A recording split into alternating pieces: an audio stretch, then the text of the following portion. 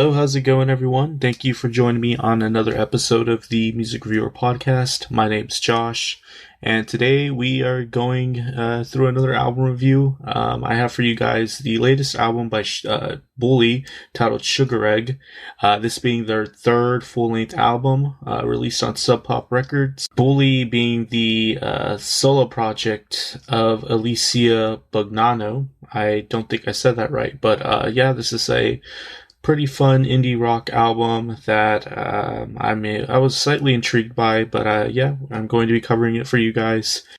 And before we get started, I just wanted to let everyone know the latest album review out right now is that I did prior to this was the Killers album, Imploding the Mirage.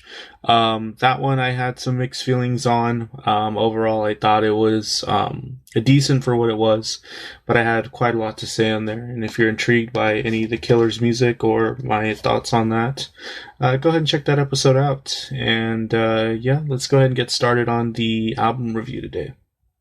So for those of you who are not aware of Bully, they are a solo project of producer and singer-songwriter Alicia Bugnano that was formed in Nashville in 2013. Up until recently, they did have two other band members that filled in on bass and drums. But it's always been quite straightforward that Alicia Bugnano is the main artistic driving force behind this outfit. And she has an interesting background. I think she went to college for audio recording and graduated with a degree in that from Middle Tennessee State. And after that, actually ended up working as an intern in Steve Albini's studio in Chicago, which that is quite an achievement in itself, I think, if you're able to find yourself in that situation. Albini's a pretty busy producer, especially in the rock genre, mainly like the punk side of things. And I guess Albini over the years has touched some pretty prominent things, like one of Nirvana's albums. I'm not too knowledgeable on all his other credits, but I do know he did have a impression on me with the album Attack on Memory by Cloud Nothings. I believe that was released in 2012. Around that time, I was getting introduced to so many different things and discovering so many different bands. But yeah, that was an album that has stuck out with me over the years, and it made me into I guess, somewhat of a fan of the band Cloud Nothings. Nothing since then that I think they've released has been as good as Attack on Memory, but it's quite apparent that she might have had some influence on this sort of sound,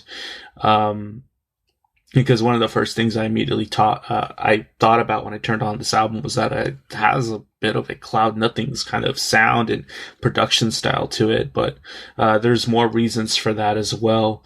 But nonetheless, I thought that was an interesting background because after, working in the studio and being an intern, Alicia apparently started recording her own music and demos, and that eventually turned to the project Bully. And early on in the, I guess, beginning of Bully, there was a limited cassette released in 2014 titled Milkman, and that eventually gained enough traction to earn a signing to a subsidiary of Columbia Records, and leading them to release their debut album Feels Like in 2015.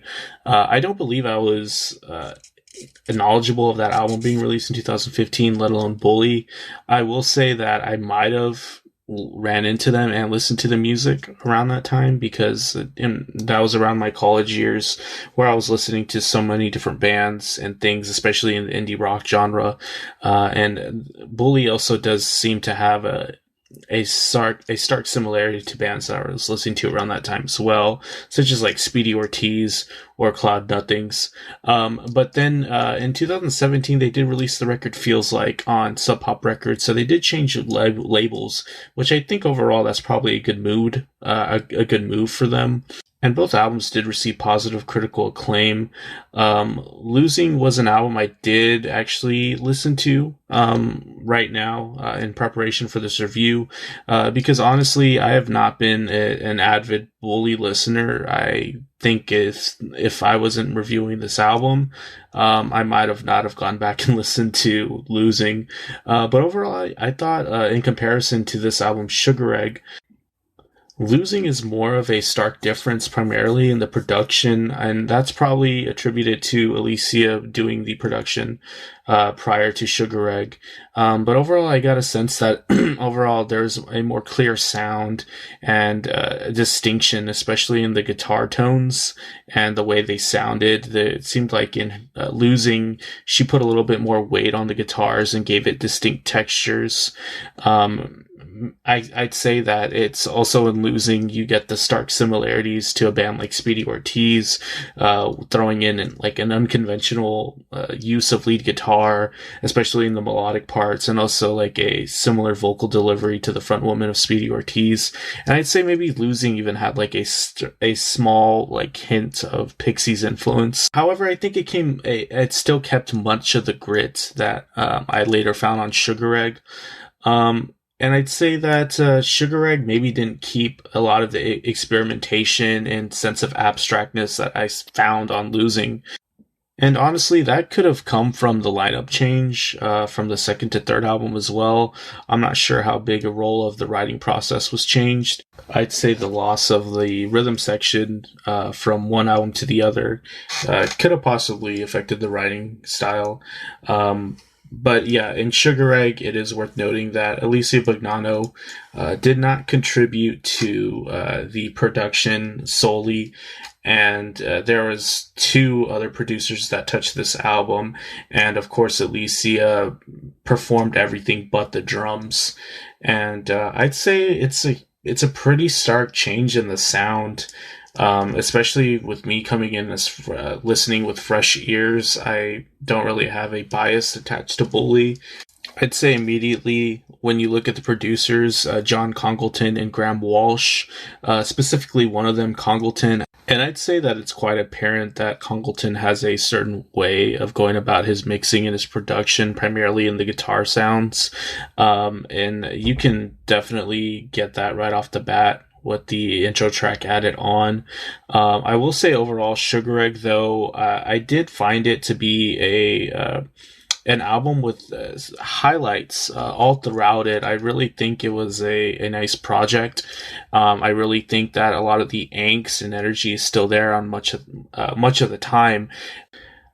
I did genuinely enjoy much of the album, but immediately with the track added on, I immediately get a lot of similarities to a track from maybe one or two Cloud Nothings albums, even in the production, and maybe some slight similarity to the band White Lung as well, especially with like the vocal delivery of Alicia Bugnano.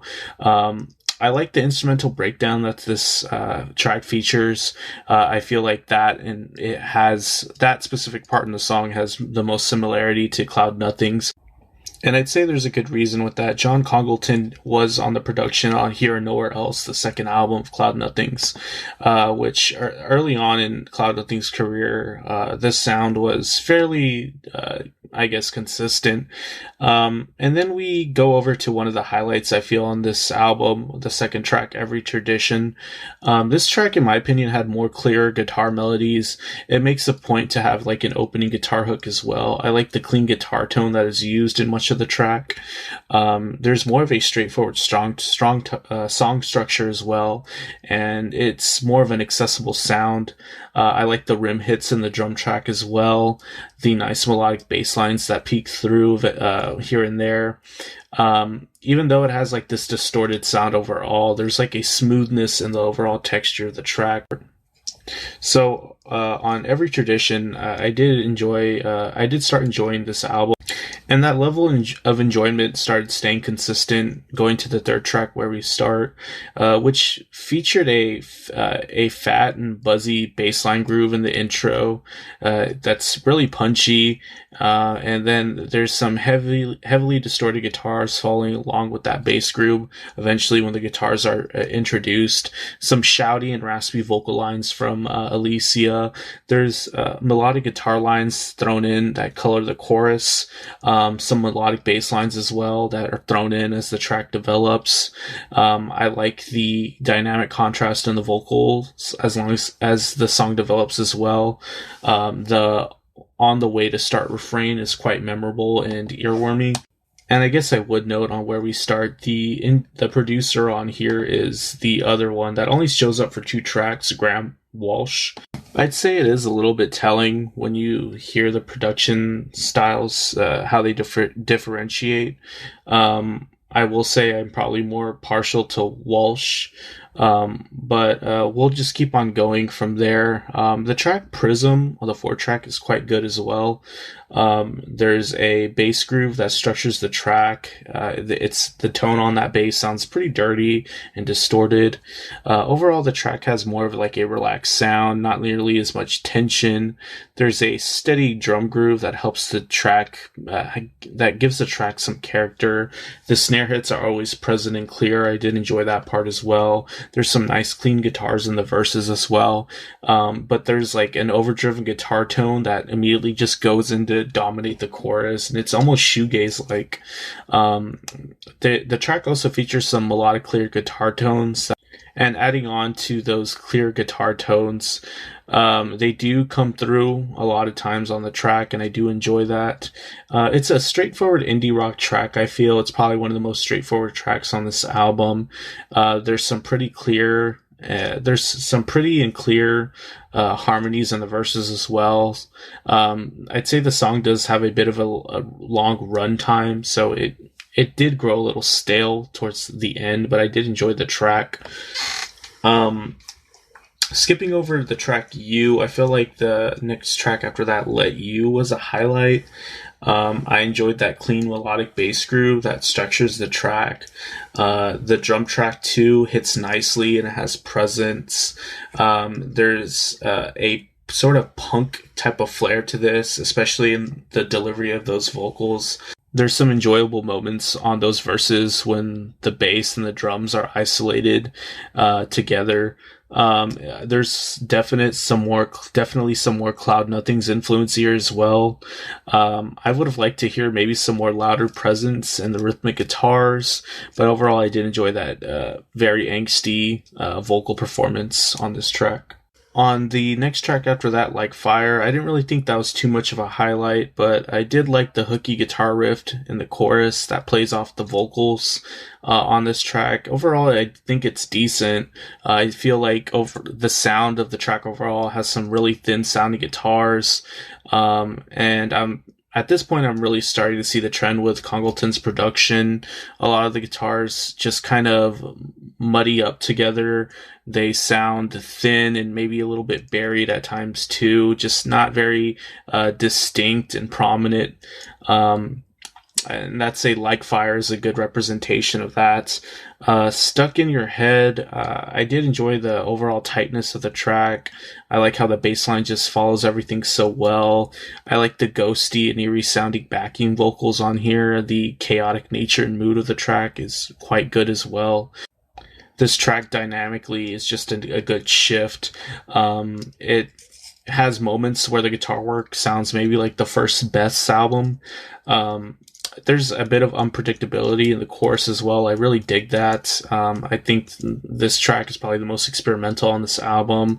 I like the rough color in the vocals as well. I feel like it should have been brought out a little bit more in the mix. And then Come Down. Here I kind of have the same issues with the production. It's really busy with all these guitar tones at once. It can be difficult to discern them in the choruses. And I feel like this track tries to be overly emotional in its intent, but it doesn't quite hit on that either. The track Not Ashamed was a highlight as well. I did enjoy the angsty vocal delivery and the overall energy. The instrumentation carries. The tom hits on the drums can feel a little clunky, but overall it's a nice and fast drum performance. And I'd really say the drum performance stands out on parts like the bridge. Overall, the track has like a pretty gritty texture. There's a big wall of sound that comes from the guitars on this track. I would have loved to hear like a more punchy bass tone on here. And overall, it has a bit of like a white lung influence as well. So I did enjoy that as well.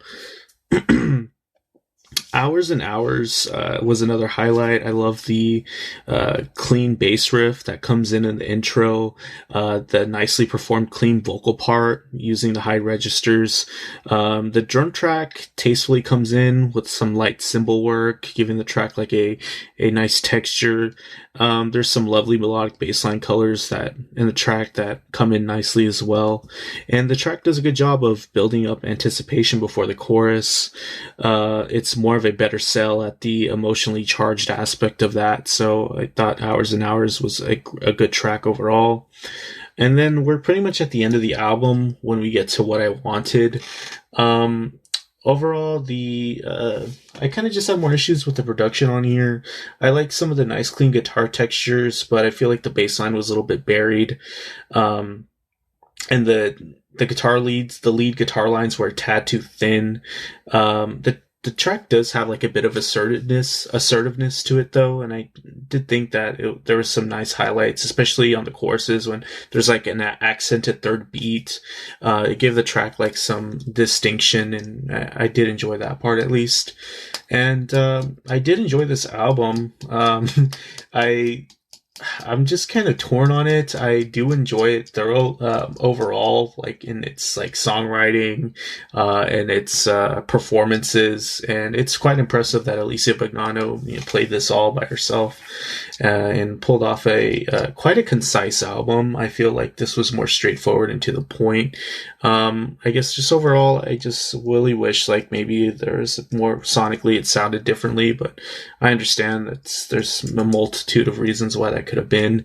And I feel like this is a 7 out of 10. It's not a bad album. I did enjoy it on the same level of a lot of things that I've been reviewing lately. And I think it's better than like, I guess like obviously like Taylor Swift or Glass Animals last album.